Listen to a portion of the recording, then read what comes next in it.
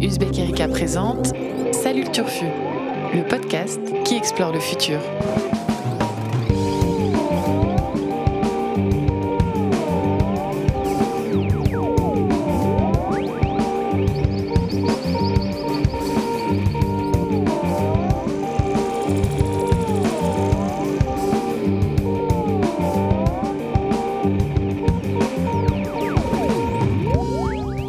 Salut à toutes, salut à tous et salut le Turfu. Et oui, car les plus fidèles d'entre vous auront reconnu ces petits roulements de batterie, ces douces notes de guitare slide, celles du générique de Salut le Turfu, le podcast dans lequel la rédaction d'Uzbek Erika explore l'actualité du futur et traque ce que des actualités pas forcément très turfues au premier regard impliquent en fait pour les générations futures. Alors comment ça marche ? Eh bien d'abord on fait le tri dans l'actualité et ensuite on se mouille pour distinguer l'historique, c'est-à-dire ce dont on se souviendra encore dans 10 ans, de l'anecdotique, autrement dit ce qu'on aura tous oublié dans 6 mois. Alors entre le chaos au Venezuela, le Brexit sans fin, la clôture du grand débat national, les sujets costauds et lourds de conséquences ne manquent pas, mais nous avons choisi ce matin de vous parler plutôt des écrits de Mark Zuckerberg, le patron de Facebook, et de sa nouvelle définition de la vie privée, d'une expérience robotique menée par des chercheurs français aux résultats très intéressants, et bien sûr de l'Algérie, dont la crise politique fait les gros titres depuis déjà 2 bonnes semaines. Un menu concocté par notre équipe éditoriale de choc, avec autour de la table ce matin mes 3 petits camarades. Je commence par Annabelle Laurent. Bonjour Annabelle. Salut Blaise. Vincent Louquez, évidemment. Salut Blaise. Salut Vincent. Et puis, non pas anecdotique, mais un historique d'Uzbek Erika. Autour de la table ce matin, j'ai nommé Thierry Keller. Salut Thierry. Salut Blaise. Et ce matin, on va commencer avec Annabelle. Je crois que tu veux nous parler de la dernière lettre donc, du patron de Facebook. Une lettre qui a fait couler beaucoup d'encre. J'ai envie de vous parler de Mark Zuckerberg parce que Zuckerberg pense au futur. Donc quand Zuckerberg pense au futur, on est obligé de parler de lui. Et le 6 mars dernier, donc, il prend la plume sur Facebook et il écrit « Quand je pense au futur d'Internet, je pense qu'une plateforme de communication centrée sur le privé va devenir plus importante que les plateformes ouvertes d'aujourd'hui. » Il écrit aussi « Dans quelques années, je m'attends à ce que les futures versions de Messenger et WhatsApp deviennent les moyens principaux de communication sur le réseau Facebook. » Alors si c'est intéressant, c'est pas seulement parce que Zouk, comme on l'appelle, rêve du futur, mais parce qu'il annonce une vraie réorientation de la stratégie de l'entreprise. Donc jusqu'ici, depuis 2004, il rêve de rendre le monde plus ouvert et plus connecté, mais il observe les usages et il constate que les messages privés et les petits groupes sont en fait le mode de communication préféré des utilisateurs. Il dit donc qu'il va recentrer Facebook sur la sphère privée, à ne pas confondre bien sûr avec la vie privée. Puisque c'est très différent, on va le voir. Sur la vie privée, il annonce tout de même 2 choses. Il annonce le chiffrement de bout en bout sur tous les services, c'est-à-dire que Facebook ne peut plus lire les messages et s'en servir pour faire de la jolie publicité ciblée. Mais est-ce que... il n'y aurait pas quand même un moyen de conserver des métadonnées, c'est pas un peu complètement flou. sûr, d'après ce que j'ai lu. Il annonce aussi que le stockage des données sera sécurisé et qu'il n'installera aucun data center dans les pays qui violent les droits de l'homme ou la liberté d'expression, ce qui semble écarter un pays que peut-être vous devinez, c'est-à-dire la Chine, qui s'écarte le marché chinois. Mais donc, que fait-il du fil d'actualité ? Que fait-il de son modèle publicitaire ? Puisque, rappelons que 18%, j'arrive même pas à le dire tellement c'est énorme, du chiffre d'affaires de Facebook, c'est-à-dire 56 milliards en 2018 tout de même, 18% du chiffre d'affaires vient de la publicité ciblée. Donc on se dit mais c'est pas possible, tout à coup il a une illumination et par éthique il va se priver de ses sources de revenus. Alors pas vraiment. Il y a un twist. Il y a un twist. Dans ce même texte, il dit qu'il veut développer les services pour les entreprises, les paiements, l'e-commerce et au final, une plateforme utile pour de nombreux autres services privés. Donc en fait, on comprend qu'il aimerait devenir le médiateur entre l'utilisateur et les entreprises et on pourrait se servir dans le futur de Facebook pour faire un virement, pour payer ses factures, pour régler l'addition au restaurant, payer un taxi, prendre un rendez-vous chez le médecin, exactement toutes ces choses que font les Chinois avec WeChat, application totale qui concentre toutes les interactions de la vie quotidienne. Donc, et qui permettrait à Facebook du coup de pallier à ce manque de revenus du fait de se désengager de la publicité ciblée. Et je ne sais pas si vous avez noté que ces dernières semaines, Facebook a aussi annoncé qu'il voulait créer une crypto-monnaie. Donc, ce serait formidable. Encore une. En fait. Voilà. C'est quoi? Il y a un nom qui circule? Non. Je crois pas. Mais... Facebook Coin. Le Facecoin. Ah oui, si, c'est ça. Ouais. Si, C'est le si. Facecoin. J'improvise, j'en sais Ouais, rien, non, mais ouais. si, je crois que c'est ça. Très bien. Original. Et enfin, on peut noter aussi que Facebook peut avoir un intérêt à se recentrer sur la sphère privée. C'est ce qu'a souligné Alex Stamos, qui était l'ancien chef de la sécurité de Facebook, qui est parti après la campagne présidentielle de 2016. C'est la suite de désaccords. Au sommet de sa gloire. Ouais. C'est ça. Mais bon, à la suite des désaccords, je les suis pour rien. Ouais. C'était... je n'ai rien pu faire. Donc suite aux polémiques, évidemment, sur les informations, l'ingérence, les fake news voilà. et l'ingérence russe dans l'élection américaine. C'est ça. Et donc pour Facebook, ça peut aussi être un moyen de se libérer justement de la polémique des fake news, même de tout en fait, des contenus haineux, de tout ce qui est public, donc de se libérer des scandales qui deviendront invisibles et qui passeront côté privé, très pratique. Voilà, donc tout ça pour dire que ça aurait pu être historique si Zuckerberg avait vraiment eu une illumination sur le concept de vie privée. Mais on voit que c'est plutôt un recentrage sur la sphère privée. Ça laisse beaucoup de questions ouvertes. C'est pas du tout la première fois que Zuckerberg fait des annonces sur, de ce type sans les respecter pour autant. Et si Facebook devient un WeChat, là à ce moment-là, on est dans un engagement total et une domination sur nos vies privées qui du coup rend les choses plutôt anecdotiques, voire historiques si. Alors plutôt anecdotique. Alors finalement ou plutôt quoi? Allez, il faut trancher. Non, je dis quand même anecdotique. D'accord. Parce que je pense que des choses plus intéressantes se sont passées ce mois-ci. Alors tu as ouvert beaucoup de portes, parce Oui. que Marc lui-même a ouvert beaucoup de portes. Avec c'est sa ça. lettre. C'est un texte de 6000 mots, je crois. Ouais. Donc, Maintenant, il y a les lettres de Zuckerberg. On connaissait les lettres de Tim Berners-Lee, qui chaque année, l'inventeur du World Wide Web, qui chaque année publie sa lettre. On commence de plus en plus à avoir. J'espère qu'il est en train de t'écouter pour bien voir que tu le compares à Zuckerberg, Berners-Lee. Oui, je pense qu'il serait un peu surpris. C'est l'antithèse. Mais bon, il sait très bien ce que je pense de lui, au fond. Sir Tim. Moi, j'ai des choses à dire sur lui, mais je le dirai pas publiquement. Ah bah tiens, puisque tu as des choses à dire, tu vas nous dire ce que tu penses de cette lettre. Est-ce que c'est historique? Est-ce que c'est anecdotique, ces annonces? Moi, je pense que c'est beaucoup de la com chez Zuckerberg qui annonce une fois tous les, disons, un an ou deux, des évolutions majeures pour le réseau social. Je pense qu'on se souvient tous du jour où il avait voulu transformer Facebook en grand territoire de réalité virtuelle. Où on actionnerait par avatar. Ensuite, il a parlé du nouveau Facebook des amis. Là, on a un peu le WeChat, le Facebook WeChat. En fait, on a le sentiment que c'est un entraîneur de foot qui cherche sa composition d'équipe et qui ne la trouve pas, une sorte de Genesio du réseau social.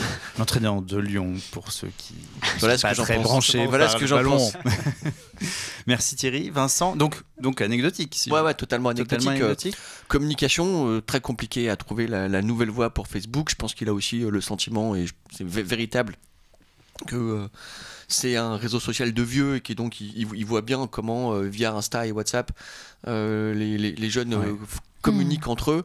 Que Facebook, j'ai juste à écouter Squeezie et regarder certaines des vidéos YouTube de Squeezie pour comprendre que j'ai les youtubeurs, tout ça, il y a un truc de totalement ringard. Quand on veut se moquer d'un vieux, on dit Facebook. Donc je pense que là il y a un peu le réseau social des parents. Exactement. Vincent, anecdotique ou historique? Oui, je suis aussi convaincu par la démonstration d'Annabelle, je vais dire aussi anecdotique.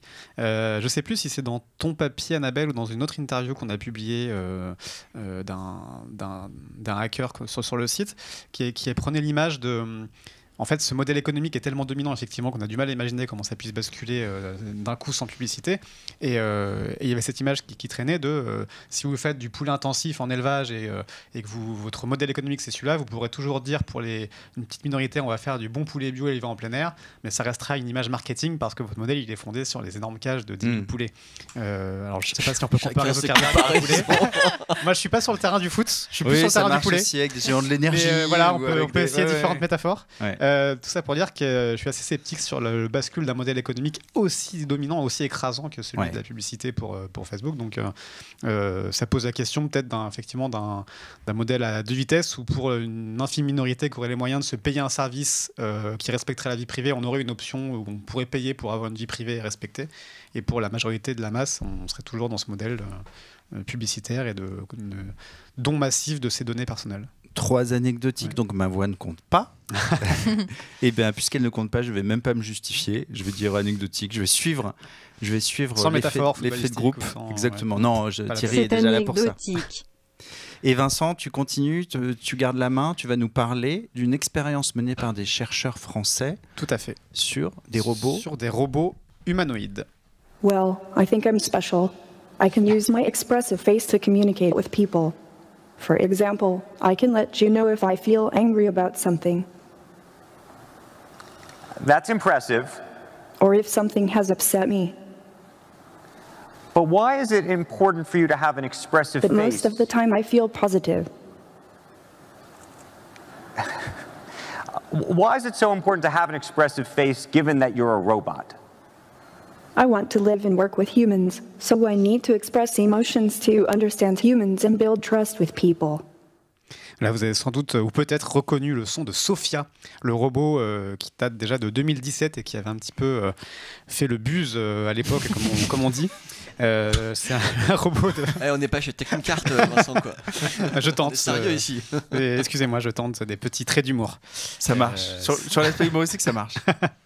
C'est donc un robot donc, qui était construit par Hanson Robotics et qui avait eu la citoyenneté saoudienne à l'époque, un espèce de coup médiatique assez réussi de l'Arabie Saoudite. Le robot se prétendait doté d'une intelligence artificielle incroyable et capable de converser avec des humains.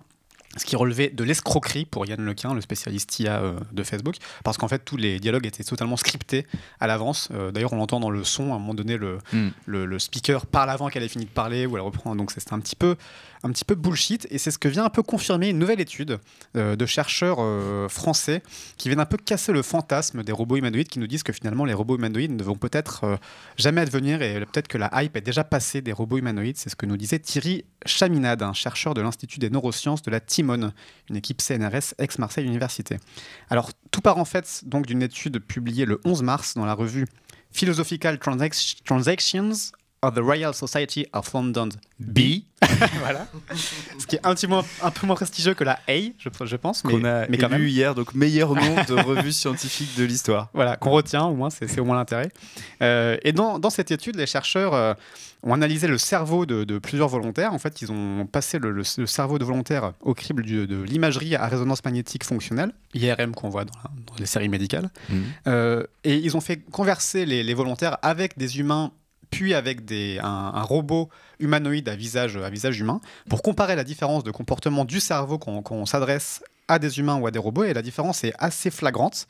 En fait, la discussion avec les humains, ils ont conclu qu'elle stimulait bien plus certaines zones du cerveau, dont, je vous mentionne ça, ces noms exotiques, dont l'amygdale, les noyaux gris centraux et l'hypothalamus, qui sont des zones impliquées dans les circuits de la récompense, et qui synthétise par exemple pour l'hypothalamus l'ocytocine, une hormone qui est importante pour favoriser le lien social, ou qui est impliquée dans la confiance, dans l'empathie, voire même, il paraîtrait, dans le bonheur.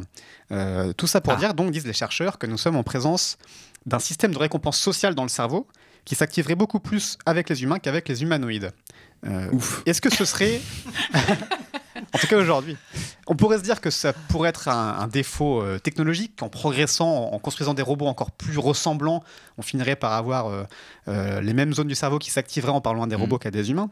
Ce que soulignent les chercheurs quand on leur pose cette objection, c'est qu'on a tendance beaucoup dans les médias à surestimer largement l'avancée des IA. Les chercheurs nous disent toujours que les IA sont largement en dessous de ce qu'on présente dans les médias, ou ce dont parle Elon Musk ou feu Stephen Hawking. On est encore très loin de ce genre de choses. Les robots impressionnants, les IA fortes sont très loin. Les robots impressionnants comme les assistants vocaux sont très doués pour synthétiser une belle voix ou pour chercher des informations incroyables très rapidement dans une base de données. Mais c'est très différent d'une conversation ouverte qu'aucune IA aujourd'hui n'est capable d'avoir avec un être humain. Et donc les chercheurs nous disent que cette étude étaye l'idée qu'on a beaucoup trop survendu ce qu'on appelle la robotique sociale, donc ces robots humanoïdes qui seraient là pour peut-être remplacer tout ce qui fait le lien humain. On peut avoir en tête par exemple l'exemple de la peluche Paro qui a beaucoup fait parler d'elle parce qu'elle est très bénéfique. Voilà, elle est déjà adorable. Elle a beaucoup de petits poils très soyeux. Un petit phoque robotique qui permet de réduire l'anxiété et d'aider les malades d'Alzheimer par exemple en créant du lien social, ou qui est vendu en maison de retraite pour sortir de l'isolement des personnes âgées trop seules. Donc ça peut être effectivement bénéfique, mais simplement ce que nous dit cette étude et ce que disent les chercheurs, c'est que ça ne remplacera jamais vraiment le lien humain, ça ne sera jamais aussi bien d'un point de vue cérébral cérébral que le lien humain. Et donc voilà, peut-être que Thierry Chaminade nous disait un être humain, même en FaceTime sur une tablette, sera toujours plus bénéfique qu'un robot humanoïde présent chez vous dans votre maison. Donc nous avons peut-être passé l'âge d'or du fantasme du robot humanoïde. Alors, donc c'est historique. Ça serait historique. C'est le début de la fin pour les robots humanoïdes. Oh là là. Tout ça grâce à Monsieur Chaminade et non pas Cheminade, bien sûr. Voilà, il fallait la faire. Oui, mais on y a tous pensé. Annabelle, toi qui fréquentes aussi beaucoup les robots, éditorialement en tout cas, quel est ton avis sur la question ? J'ai quand même fréquenté Sophia, j'étais pas très loin d'elle. C'est vrai. Un Web Summit de 2016 où je pense, enfin je sais pas si c'est Ben Goertzel, c'est Hanson, le fondateur de Hanson Robotics. Ouais. Mais, après, dans le détail, je sais pas le nom des programmeurs. Mais c'est vrai que j'avais eu l'impression qu'on a depuis, qui est que c'est juste un script qu'on entend avec une vraie voix un peu flippante qui nous dit qu'elle va nous prendre tous nos jobs, mais bon, rien de très impressionnant. Historique ? Anecdotique. Donc toi tu plaides pour historique, Vincent. Moi je plaide pour historique. J'ai un peu du mal à plaider pour historique. Ouais, c'est ça, ça paraît parfaitement anodin. Parce que ça paraît parfaitement normal que mon hypothalamus ne soit pas stimulé autant quand je suis face à Sophia que face à des humains. Mais... allez, assume anecdotique. Tu peux entrer en conflit ouvert, vas-y, assume. Non, mais anecdotique. Anecdotique. Thierry ? Oui, anecdotique, c'est en entendant Sophia qu'on se rend compte que Greta est finalement hyper humaine. Ah, Thierry, qu'est-ce qu'on avait dit ? On avait dit pas Greta, bon, j'ai pas réussi. Une sorte de défi, je crois mais que Thierry avec lui-même, qui est de place, de faire une vanne de mauvais goût sur Greta à chaque podcast, en fait. Eh bien, contre toute attente, je vais égaliser pour un match nul. Car ce que n'a pas dit Vincent, et je vais voter pour un anecdotique, car ce que n'a pas dit Vincent, c'est que Monsieur Ishiguro en personne, tout à fait. Donc le roboticien qui est un des ponts de la robotique humanoïde, travaille désormais non plus sur des robots humanoïdes, mais des robots télénoïdes. De quoi s'agit-il ? Alors attends, c'est anecdotique, c'est ça que t'as dit ? Non, je soutiens Vincent. Donc c'est donc t'as dit anecdotique. Oui, tu t'es trompé, t'as dit anecdotique, mais le juge arbitre. Non, c'est historique évidemment. On peut revoir l'action historique. Alors un petit coup de VAR. Parce qu'on a la VAR, on n'a pas la VAR. Non, mais télénoïdes, c'est des robots qui restent de forme humanoïde, mais très très simplifiés qui ne prétendent plus être confondus avec des humains. C'est-à-dire qu'ils n'ont pas de bras, pas de jambes, c'est juste un tronc, une tête et une espèce d'interface qui permet d'augmenter l'expérience de conversation téléphonique, quoi. Mais qui sont volontairement non ressemblants. Et si même Monsieur Ishiguro retourne sa veste, je pense qu'on est effectivement peut-être en train d'assister au début de la fin des robots humanoïdes. Voilà. Donc c'est une égalité. C'est une égalité. Alors comment on fait dans ces cas ? C'est historique. Le juge a tranché. On quitte le studio. C'est la voix Gondo. C'est la voix du président. Là on est consterné avec Thierry. Ok, d'accord. C'est le coup de théâtre. C'était imprévu. Donc il est historiquement prouvé qu'un homme n'est pas un robot. Je veux dire, ça fait très très longtemps qu'on le sait en fait. Alors pourquoi on continue d'explorer le futur si on le sait ? Alors Thierry, on va partir. On va redescendre sur Terre. Oui, sur Terre, du côté de la Méditerranée, de l'autre côté de la Méditerranée. Tu vas nous emmener en Algérie, je crois. Absolument.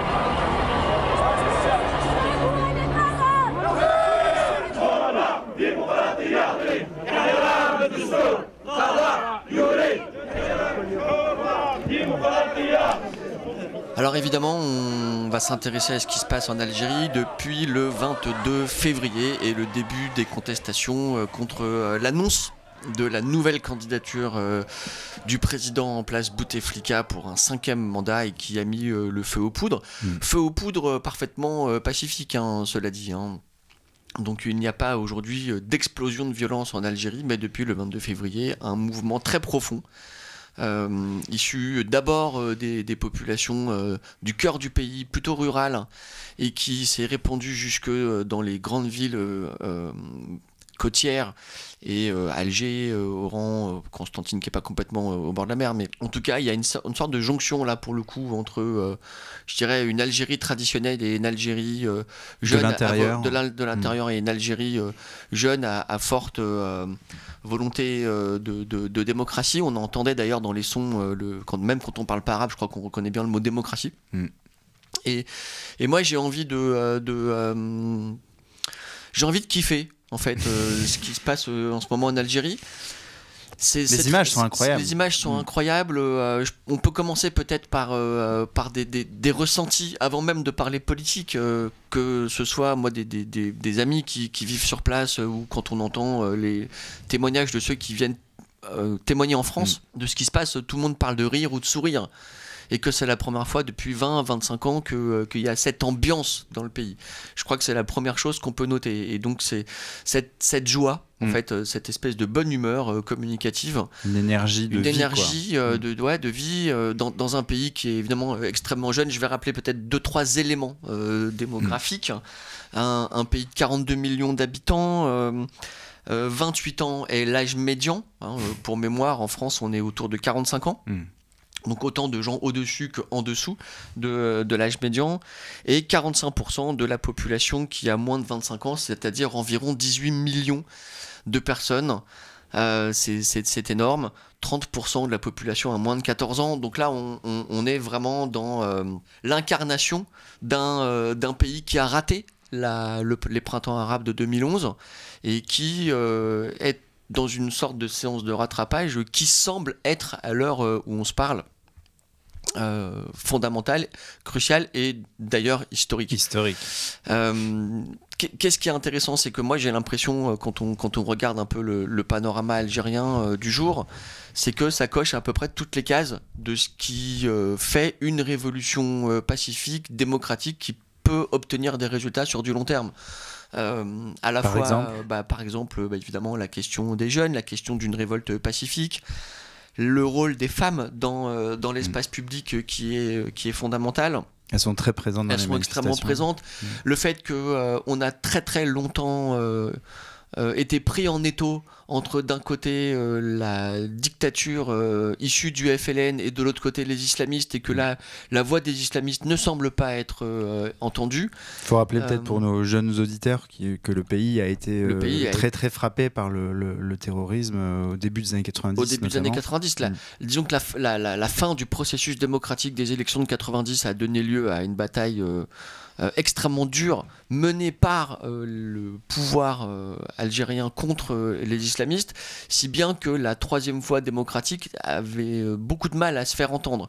Et y compris des intellectuels français disaient qu'il fallait défendre le régime pour tenir le pays, contre les poussées islamistes.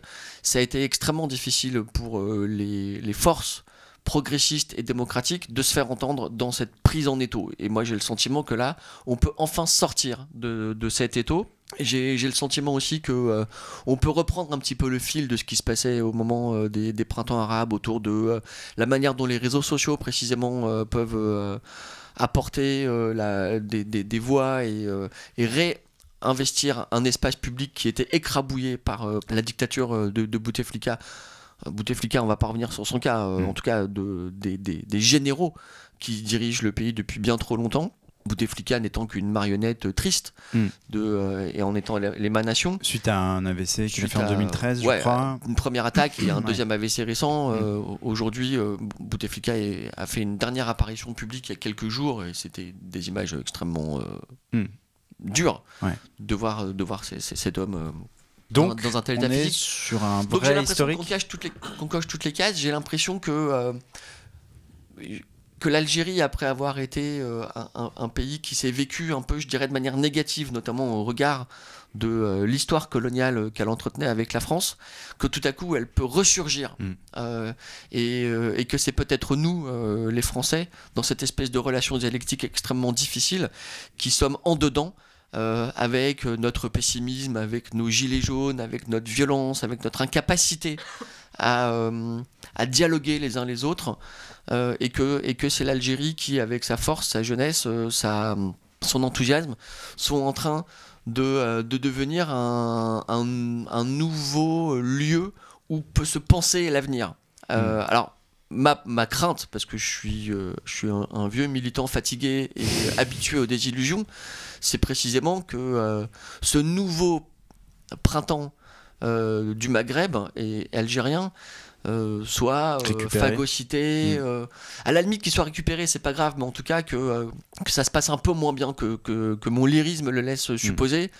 On voit ce qui se passe aujourd'hui en Tunisie, où ce n'est pas si simple. Les démocrates ont du mal à y compris joindre leur velléité démocratique avec la question sociale. On sait que c'est difficile au Maroc, on sait comment ça s'est passé en Égypte et évidemment en Syrie. Je pense que la question algérienne est une question extrêmement spécifique. Par exemple, on parle beaucoup de transition démographique dans les pays du Maghreb.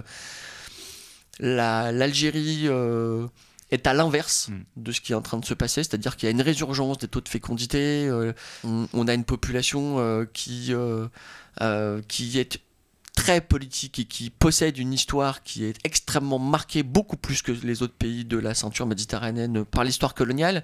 Et j'aimerais croire qu'on peut faire un redémarrage un peu from scratch à partir de ces nouveaux idéaux démocratiques.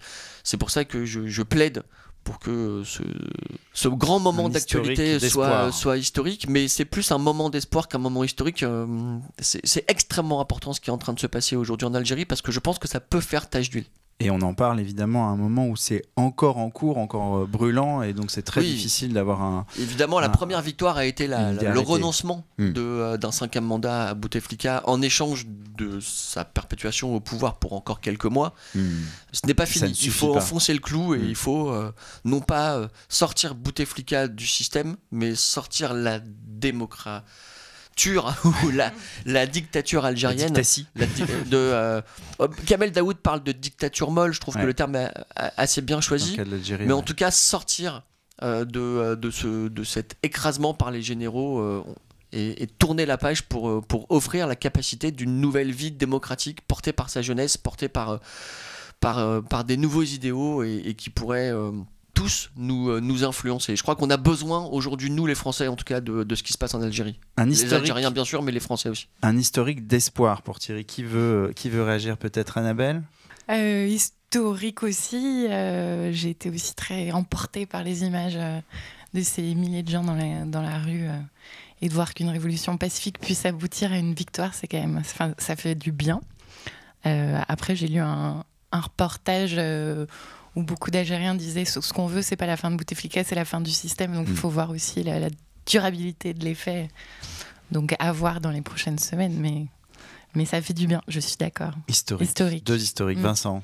Oui, je partage un petit peu cet historique de vigilance, parce qu'au final, c'est un historique où tout reste à faire, quoi. Je lisais avant ce podcast une tribune d'une écrivaine d'origine algérienne, Djemila Benaïb, qui avait vécu la période 89-90 et qui rappelait qu'en fait c'était un petit peu, à l'époque on avait des images de joie, de foule très festive et qui avait déchanté assez brutalement avec le Front islamique du salut, avec leur reprise en main par l'armée.